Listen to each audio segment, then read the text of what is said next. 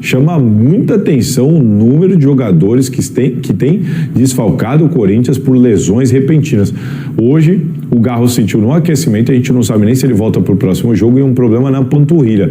Vamos ver no que deu. O Dorival Júnior ali teve que remendar o time. E aí, conclusão, ele começa o jogo de novo sem o Yuri Alberto, com o Guinegão, dessa vez sem o Memphis Depay, e ele coloca o Vitinho no lugar do Garro, na verdade, e o Kaique no lugar do Memphis Depay. Aí você tem Vitinho, Kaique e Guinegão no comando de ataque. De novo, Bidu e Mateuzinho pelas pontas, e o meio ali atrás, Maicon e Rian, já que você não tinha Martínez, Carrilho, Ranielli, Breno Bidon. Rian ganhou oportunidade, a linha defensiva nenhuma grande novidade. De novo, a Hilary fazendo a dobradinha ali do lado esquerdo, puxando para fazer a linha de 3 na saída, ao lado de Gustavo Henrique e André Ramalho.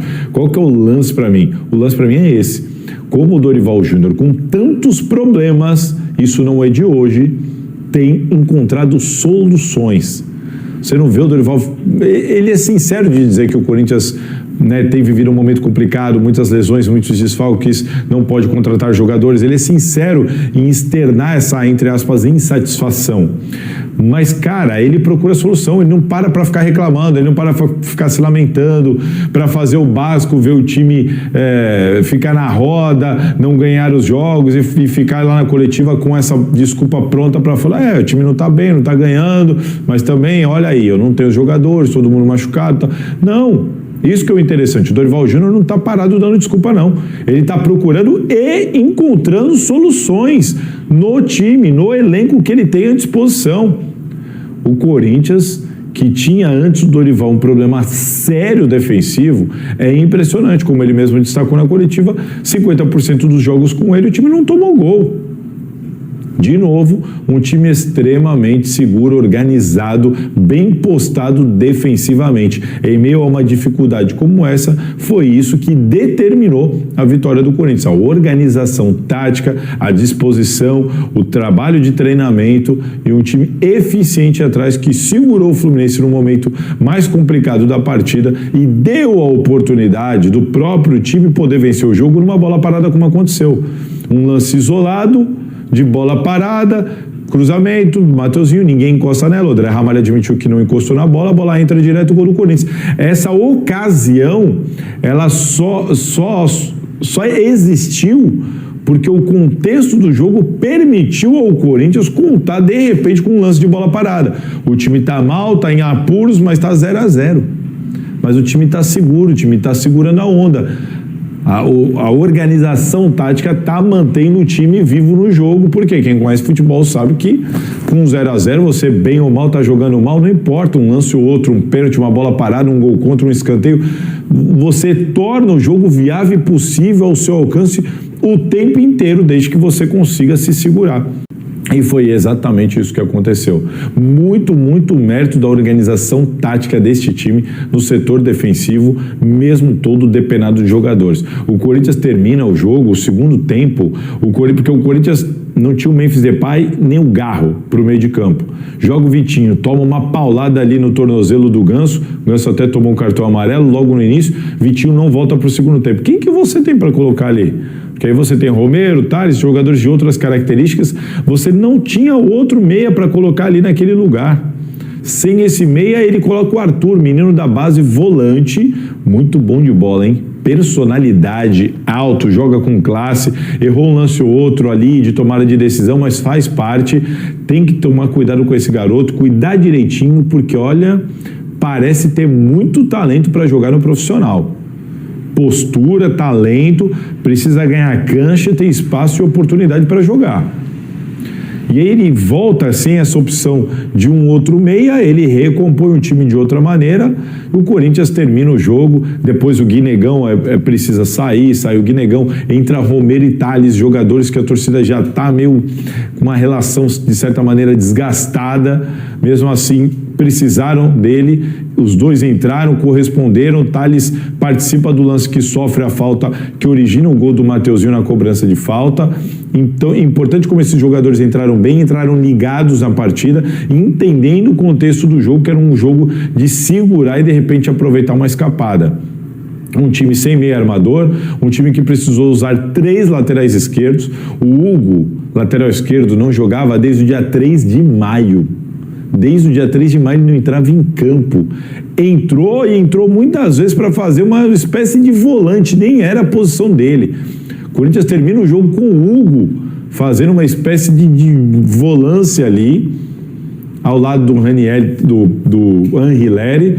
Então é um Corinthians que termina o jogo da maneira que deu, da maneira que dava, com jogadores que nem estão jogando nos últimos tempos. O Hugo virou o terceiro reserva da lateral esquerda, termina o jogo jogando como volante, e assim o Corinthians foi até o final. Então, são 3 pontos para valorizar demais. O Corinthians abriu 7 pontos do primeiro da zona do rebaixamento. Como bem disse o Dorival na coletiva, a situação ainda não é tranquila, mas respira, busca esse resultado fora de casa depois de tropeços dentro de casa. E a verdade é uma só, né? O Corinthians jogou bem vários jogos desse campeonato e não conseguiu a vitória. Dessa vez, o Corinthians não jogou tão bem, mas conseguiu a vitória. Uma hora isso precisava acontecer a favor do time de Dorival Júnior. Veio em boa hora, veio no Rio de Janeiro contra o Fluminense no Maracanã. Tá dividida a questão tá dividida aqui a questão do André Luiz, se foi mal, se foi bem. Muita gente gostou, né? E muita gente não gostou, tá? Mas uma coisa é certa. Olha aqui pra mim agora. Eu sei que teve até mais gente que gostou mais do André Luiz do que não gostou, tá? Mas aqui, ó, tá aqui, ó, gostei do André, tá, um monte de gente gostou do André. Mas você que não gostou do André, igual eu não gostei do André, esperava mais pelas informações que recebi. Mas uma coisa, nós, quem não gostou, temos que admitir. Foi muito melhor ter o André no segundo tempo do que ter o Kaique. Eu acho que se tivéssemos o Kaique, o corredor ia ser muito maior. Primeiro que muda tudo, né? Se você observar o jogo, tá? Olha só, gente. O Corinthians no segundo tempo jogou linha de 5, a mesma, para ganhar tempo eu não vou falar. A linha de 4 ficou assim, ó. Guinegão, vamos aqui, ó. Guinegão na direita. André por dentro na direita, né? Michael, Rian e Michael, né? Não, foi Guinegão. Não, o André não tinha entrado ainda. Era Guinegão, Rian, Michael. E quem que tava na esquerda, que entrou Não, o André tinha entrado, isso. E André, né? Foi isso mesmo. E o André. E o Corinthians, né? Eu até fiz essa anotação, tá? Eu até fiz essa anotação aqui, né? No meu... Aqui, ó. Guinegão, André Luiz, Michael... Agora eu lembrei. O Corinthians, no segundo tempo, ele sai da linha de 5 e passa a jogar com 2 linhas de 4, tá? Com duas linhas de 4. Então ele faz a segunda linha com Guinegão, Michael, André Luiz e Bidu. Essa foi a segunda linha, tá? Essa foi a segunda linha do Corinthians. Só que depois entra o Romero e o Thales, aí ele faz as beiradas com Thales e Romero. Romero na direita, Thales na esquerda, né? E ele faz ele faz a linha de 5, né? Com Anchileri e Bidu, né? Então ele termina aqui, ó. Vamos lá. Mateuzinho na direita, André Ramalho, Gustavo Henrique, Anchileri e Bidu, linha de 5, né? Não, linha de 4. E depois ele vem com Romero e Thales pelos lados, né? Romero e Thales pelos lados, e fecha o 3. Ele passa a jogar num 4-5-1, tá? No primeiro tempo ele joga num 5-4-1. No segundo tempo ele joga num 4-5-1. Como que ele faz? Ele faz a segunda linha de 5 com Thales e Romero dos lados, e por dentro Michael, André Luiz e Rian, e na frente o Yuri Alberto. Então esse foi o esquema do Corinthians. O que o Corinthians fez? Simplesmente fechou ali a casinha, estreitou as linhas, não deixou o Fluminense entrar e esperou uma bola. Às vezes a bola vem ou não vem. Então não é que o Dorival armou o jogo e falou, vou ganhar de 1-0. Ele pensou, vou fechar, ou empato ou ganho por uma bola. E ganhou o jogo. Uma bola, 3 pontos, e o Corinthians vence a partida, mesmo o Dorival tendo Romero, tendo Thales, né, e colocando esse jogo. Aliás, né, eu até acho que o Dorival poderia colocar o Dieguinho, né, no lugar do Romero, por exemplo, tá? Mas a gente tem que entender uma coisa, gente. a gente tem que entender uma coisa. Futebol, o cara também não pode perder o grupo, tá? Futebol, o cara não pode perder o grupo, né? E o Hugo que entrou no lugar do Maicon, incrivelmente vai bem no meio, né? O Cedric, verdade. Ainda teve a substituição do Hugo depois que entrou no lugar do Maicon, tá? Cara, o Dorival, velho, meteu essa linha de 5-4-1 e 4-5-1 e simplesmente deu a vitória, tá? Deu a vitória ao Corinthians. O Wilson, o André só estava um pouco afobado, mas ele é um bom jogador, né? O Dorival transformou esse time, demorou, mas encaixou, tá? Para mim, André não é volante. Enfim, vamos descobrir a posição dele, né? 3 pontos e a festa da torcida no Maraca. Cara, Samir, o André é um meia pela direita. É um volante que sai pela direita, velho. É um meio campista, entendeu? É um meio campista. Ainda ele colocou o Hugo como volante, verdade. Alternou também um 4-1-4-1, exatamente. Alternou um 4-1-4-1, exatamente. Então, assim, para quem vê jogo, né? Para quem vê jogo, a gente vê hoje que a gente tem um técnico que usa em um jogo pelo menos 3 esquemas táticos. Isso muda conforme a necessidade e conforme o adversário, tá?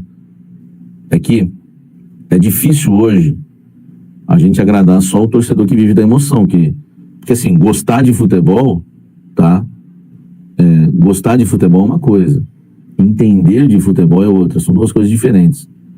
Eu, por exemplo, eu curtia muito mais a época do momento que eu só gostava, porque hoje eu tenho que ver futebol de outra forma. Às vezes eu tiro a emoção de lado, às vezes alguém até fala assim, pô, Samir, gostaria muito de assistir um jogo contigo, deve ser mó legal. Eu fico pensando, pô, às vezes eu vou desapontar ou decepcionar essas pessoas. Primeiro porque eu fico lá assim, ó, analisando o jogo, entendeu? É diferente, porque se você só torce, e eu tive esses 2 momentos, apesar que até quando eu era maluco, era um torcedor que ficava muito observando o jogo, é diferente, cara. Então, assim, o Corinthians alternou, como disse o amigo aí no chat, para 4-1-4-1, 4-5-1 e no primeiro tempo 5-4-1, tá? E o Corinthians alternou bastante e o Dorival tá descobrindo os caras em outras posições. Hugo de volante, Anceleri de zagueiro. Cara, um cara que simplesmente tem de desfalque. Ranieri, José Martínez, Carrillo e Garro, meio campo inteirinho titular. E eu falei pra vocês que esse time, pra você ver como a gente, né? Eu falei pra vocês, esse time do Corinthians tem prazo de validade. Cara, vamos torcer pra sermos campeões da Copa do Brasil e o correto a se fazer é renovar esse time pro ano que vem. Tá? Eu peço de forma carinhosa pra Fabinho Soldado, porque às vezes eu bato tanto no Fabinho que talvez ele possa pensar que eu não gosto dele. Não tenho nada contra o Fabinho, tá? Nada contra. Mas eu acho que o coração é enganoso. A Bíblia diz que o coração é enganoso, tá? E a gente não pode levar as coisas pelo coração. O coração que a gente fala muitas vezes o salmista escrevia na Bíblia sobre o coração, ele tá falando da alma, né?